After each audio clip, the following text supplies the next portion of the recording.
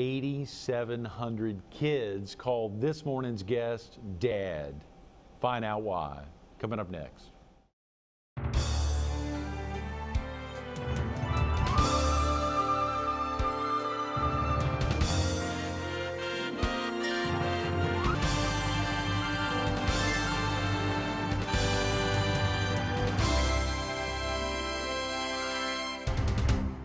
Good morning.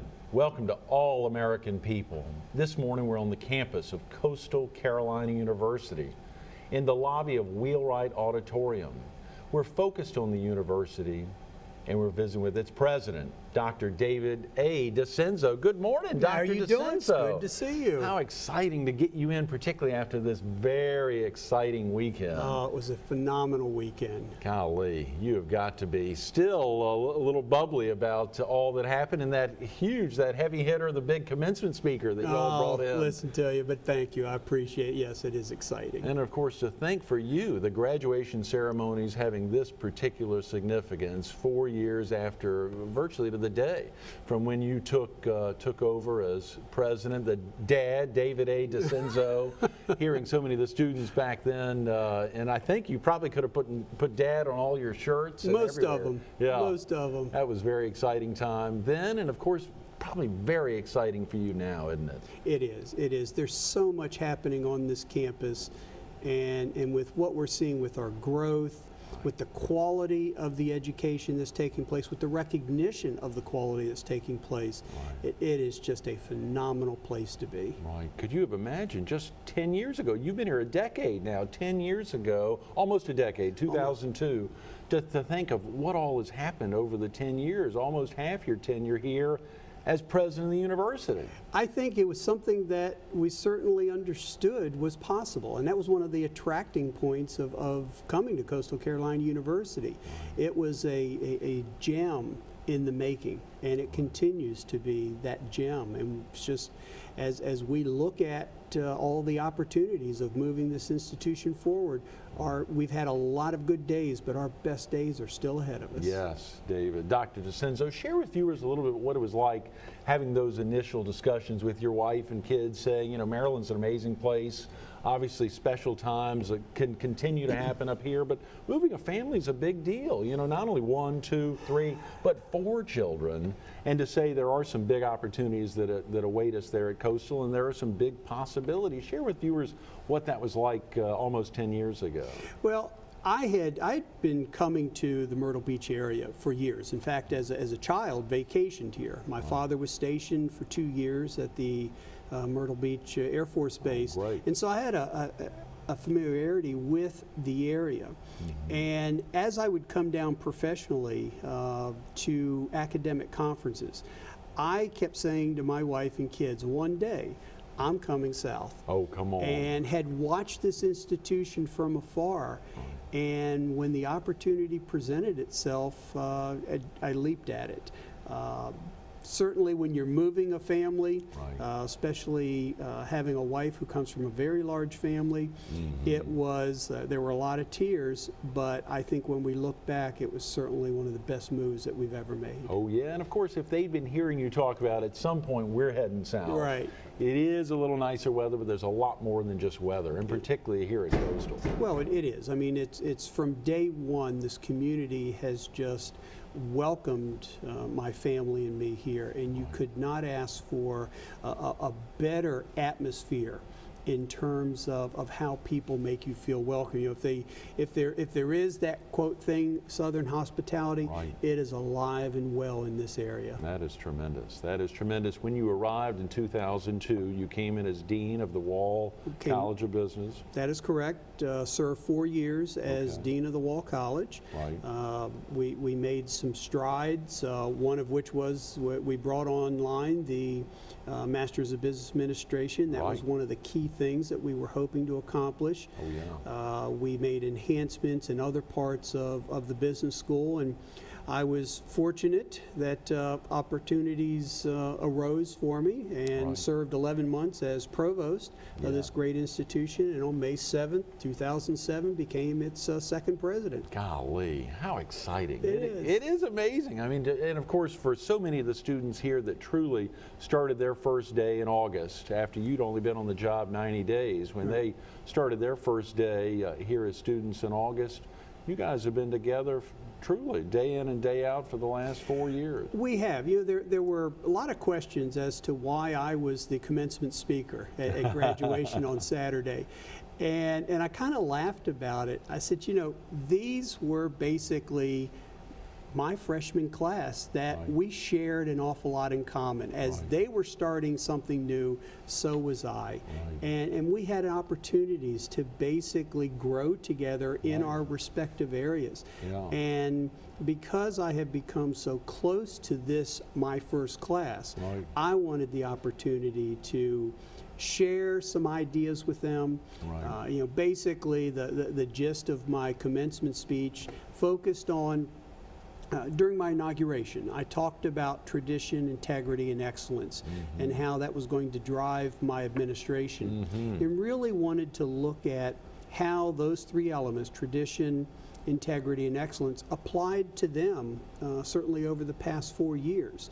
And you know, when you look at what tradition is, and I've had people say to me, come on, you know, the institution's been independent for less than 20 years. How do you have a tradition? The tradition is not that 20-year time span, but it really goes back into the 1950s when a group of founders had the vision to create higher education in this area for their sons and daughters and for future generations. That aspect of let's invest in education. That's the tradition of this institution, is really what our founding fathers did, you know, almost 60 years ago, promoting the education. You know, the other piece of really the integrity really looks at what we've tried to lay out as a foundation of my administration: being open as best as we can, being transparent, letting everybody ask the questions that they want to have answers to, and basically saying, here's the information. We've tried to make sure that we are as transparent as possible, along with that as accountable to not only our students and their families, but to the community and to the state. And encouraging this whole aspect of transparency and accountability. There are a lot of pressures in this position, Dr. DeCenzo. I mean, it really funnels up. I mean, there are a lot of pressure on you. You're constantly in the mode, but you also are in that mode of having to be available to students. Well, you have to be both. You know, one of the things that drives people like me to this business is the student population. And I think one of the pitfalls, if you will, is as you climb in academic administration, unfortunately, the further and further you get from the reason you're here, and that's the students.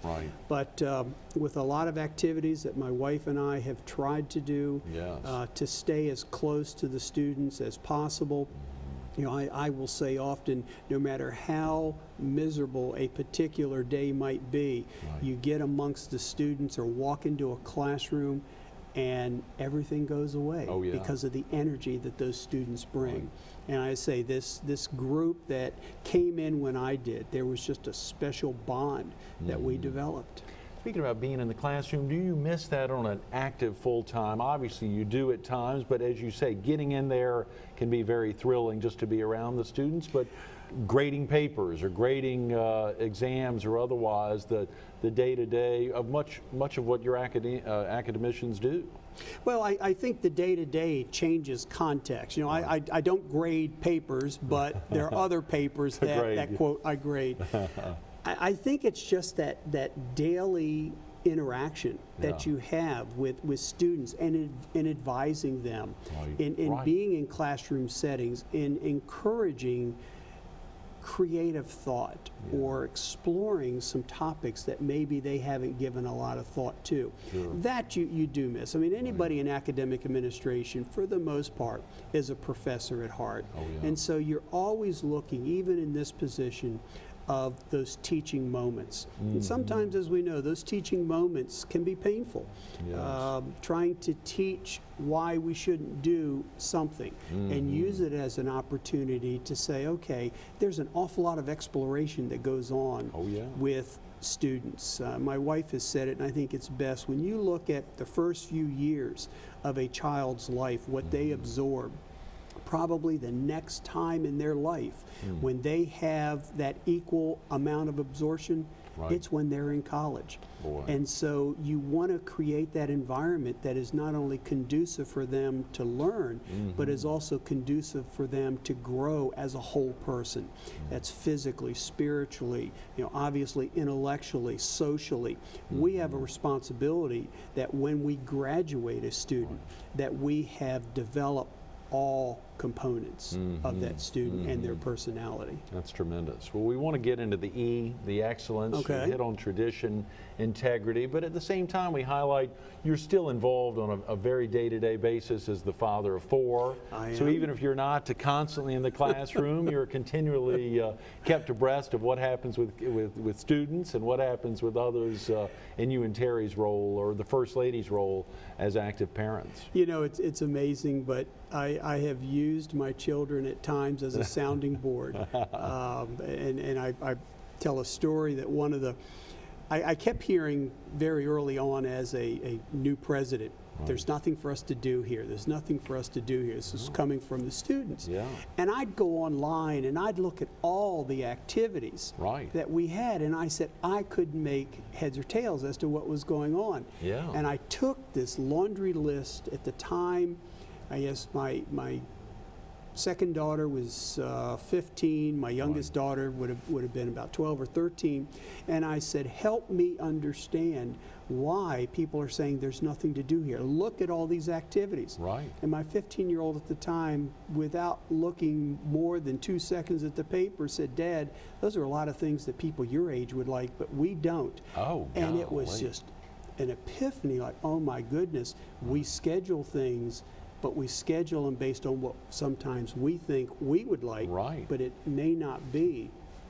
We're meeting the needs of the students. And so quickly came in and started talking with our Dean of Students and her staff about, all right, how can we make sure that we are giving our students those things that they want? And it led to some programming differences. I mean, that again is part of this whole aspect of transparency of finding out what your students are looking for and then trying to, as best as you can, to meet their particular needs. How about now printing off the activities and letting your, what was then 15, now maybe 19, 20-year-old daughter, or then 12, now 16 or 17-year-old daughter look at it and say, if I made some big improvement, are we heading in the right direction, or are we there? Well, I have actually done that. And I have one daughter who has graduated and is back at Coastal taking some classes, looking at going into one of our master's programs.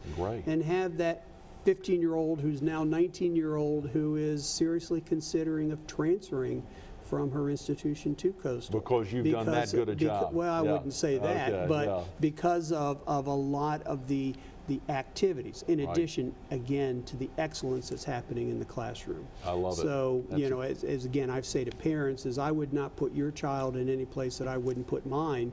And this conceivably could be the 3rd of my 4th children that will have been in attendance at Coastal. I believe in this place enough that I want to see my kids succeed, and I think this is an institution where those opportunities exist. That is tremendous. That is tremendous. I'm really glad to hear that. Excellence, and of course of the tradition, integrity, excellence, the tie that you talked about with the students on Saturday morning. Excellence, you know, becomes one of those nebulous terms for a lot. Every institution says we're excellent, we're excellent. The reality is we're not talking about being excellent at all things at all times. The excellence for us is the students that we graduate. That's really where you generate the excellence. Are they ready for graduate school, those that are going to graduate school? Are they ready for the world of work?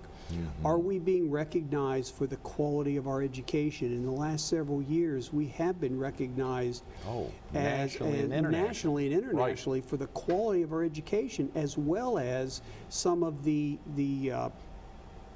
Best Buys, where you're getting quality of education at a reasonable price. Absolutely. I mean, to me, that is the definition of added value. Yes. When you can get that kind of quality at what, quote, is a reasonable price. And I'm not debating, I know cost of higher education is expensive. Right. But when you're delivering and you can demonstrate that there is that added value, I think that really education, higher education in this case, does become the investment in one's future. Absolutely. That's tremendous, and it is wonderful to see that. And of course, we're going to be with Billy Alford, the chairman of your board of trustees, tomorrow. And of course, want to get into, for him, some of the great minds, some of the excitement for him and for his alma mater of seeing not only a regional university, but a national and an international university. You've got some of the best minds truly in the world here.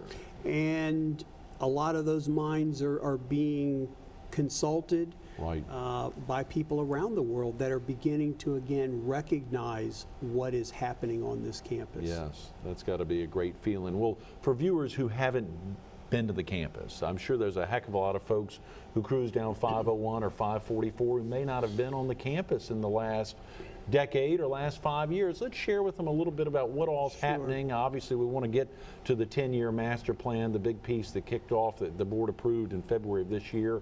But for viewers who may not have been on campus, give them a little sense, let's say, coming in from the Highway 501 entrance of what all they'd see. Well, the first thing you're going to see when you come off of 501 onto University Boulevard are a number of signs that reflect the projects that are either currently ongoing or are about to start. We are in the midst of one of the most phenomenal building opportunities on this campus. And got to go back and whenever I have a chance, I want to say thank you to the voters in Horry County who voted in back a couple of years ago the penny sales tax that is letting K through 12, the tech school, and coastal build their needed facilities. Yes. We will be putting roughly $150 million worth of new buildings on this campus. In fact, today we have $72 million worth of buildings going up. No. All of those buildings are designed, again, to assist our students. Probably shortly after the first of the year, the Recreation and Convocation Center, which was designed actively with input from our students. There are things that they wanted to see. And when parents come here as a tour, one of the first questions they ask is, where are your athletic facilities for students, workout facilities? And we're going to have something that is going to be state of the art. Obviously, with the tremendous growth that we're blessed with, we have to have additional classroom facilities. We have to have office facilities for the faculty that we're hiring. And all of that is, again, going to change the way that this campus looks. You come on campus today, you see an awful lot of earth-moving equipment. Unfortunately, it's going, while we're very pleased with the look of the campus, as you know, during construction, things are ugly before they get pretty. But we're trying to make sure that people understand that where there is dirt moving, where there are signs and fencing, that it's progress that they're seeing. And what that's going to enable us to do and how it will help us to continue to move this institution forward over the next several years to reach 12,500 students and beyond. It was part of what the master plan was about, is let's look at the next 50 years of this institution. And once we hit 12.5, we will reassess, but I think the general perception is we're going to continue to move that forward. Could we conceive of a day when this is the second, possibly third largest institution in the state? We're about to become the third largest very soon. I could conceive a day, it may not be during my presidency, but conceive a day when we are the second largest institution. We're the growth institution in the state of South Carolina. Definitely now, and you expect that for the next decade. Absolutely. Right, and right. again, because of what Coastal provides. Right. I mean, you know, the old 10-second elevator speech. Oh, yeah. You've got quality education that's being recognized internationally. You've got a phenomenal location. And let's make no mistake about it, Right. this is an area that draws individuals. Yes. But third and foremost, and it really does go back to part of that excellence, there is a personal touch that exists on this campus. There is a culture where people want to help, and that's a culture independent and irrespective of how large we get, we will preserve. One of the things that we're doing with that is part of the strategic plan, that after so many student credit hours are generated by growth of students, we will hire another faculty member. So we are going to make sure that we continue to have a relatively small faculty-student ratio. We want to be able to maintain that personal touch. And speaking of maintaining, you will be able to maintain the tremendous level of quality that you have right now, as well as growing the quantity or the student body population as aggressively as you all plan. Well, the quality, again, is one of those that when we add majors, I mean, we just don't add majors because we want to. Right. There's a very specific reason as to why we add certain majors. And a lot of that is students today change their major, we laugh, 4 or 5 times in the first week, but in reality, they do change their major several different times. Right. If you do not have a major that, one, attracts students who are looking at an institution, or two, when they change their major and they want to do something that you don't have, Right. they're going to leave you. So there's a retention element in that.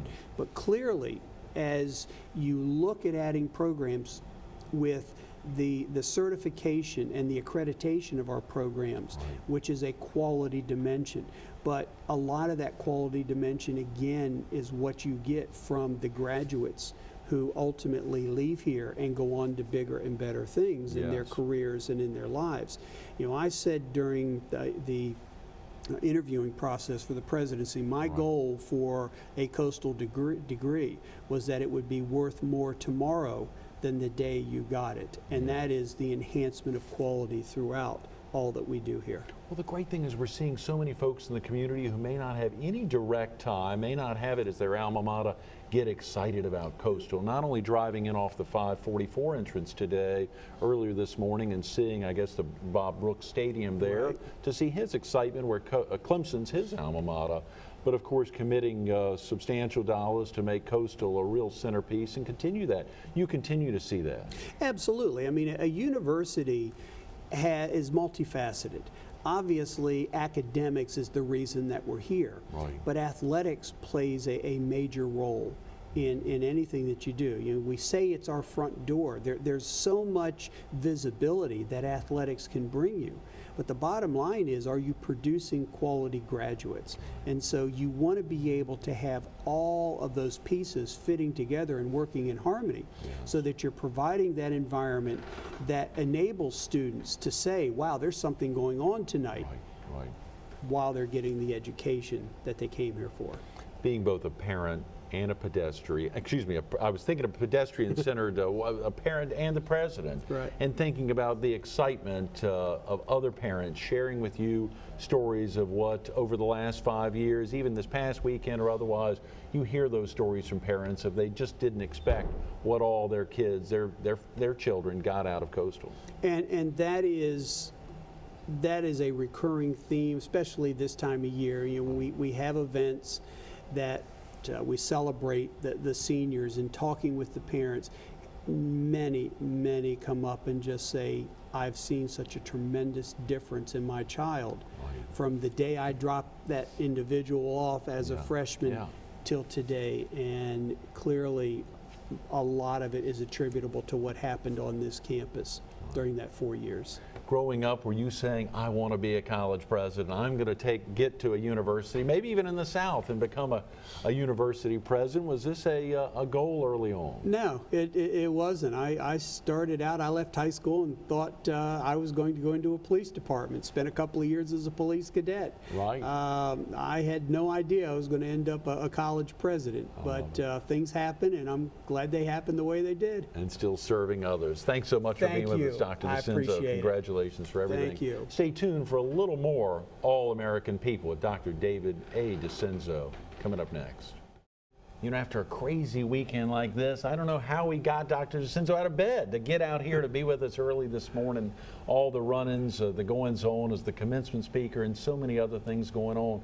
I'll keep it simple, keep it real simple. 3 acronyms: CCU, Coastal Carolina University. That other very special acronym, DAD, David A. DeCenzo. And of course, to think about the last one that he really focused on during his commencement speech, TIE, tradition, integrity, and excellence. It's not as simple as just basic acronyms, but it's as simple as striving for those 3 goals: tradition, integrity, and excellence. It's what he's done since he arrived in 2002. It's what he does as a real-time, full-time dad, and what he'll continue to do as the tremendous president here at Coastal Carolina University for many years to come. Dr. DeCenzo.